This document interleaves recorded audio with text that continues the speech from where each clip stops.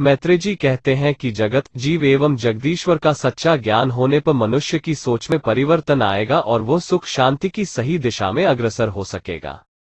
भागवत ऐसे ही ज्ञान की त्रिवेणी है, उसमें अवगाहन करने से मनुष्य के त्रितापों का शमन होता है और वह परमानंद की अनुभूति करता है। इसी भागवत धर्म का वर्णन करना मैत्रेय जी प्रारंभ करते हैं। मैत्रेय जी कहते हैं कि सृष्टि रचना के पूर्व केवल परमात्मा ही थे, न तो कोई दृष्टा देखने वाला था और न ही कोई दृश्य। दृष्टा और दृश्य को प्रकट करने वाली शक्ति भगवान की माया है। इस माया में परमात्मा ने अपने अंश पुरुष रूप से चिदाभास रूप बीज स्थापित किया, तब उस अव्यक्त माया से महतत्व प्रकट हुआ। महतत्व से अहंकार की उत्पत्ति हुई, अहंकार से मन और ज्ञानेंद्रियां एवं कर्मेंद्रियां उत्पन्न हुई। इन सबके समन्वय से भी जब जीव की रचना संभव नहीं हुई, तब महतत्व, अहंकार, पंचभूत, पंचतन्मात्रा और मन सहित 11 इंद्रियां, इन 23 तत्वों के समुदाय में भगवान स्वयं प्रविष्ट हो गए। तब उनसे अधिपुरुष विराट उत्पन्न हुआ। इससे स्पष्ट होता है कि केवल इन विविध तत्वों के संयोग मात्र से जीव उत्पन्न नहीं हो सकता।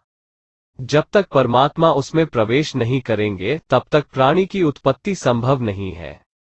अतः स्पष्ट है कि सभी जीवों में परमात्मा विराजमान है, सब उसी के रूप हैं।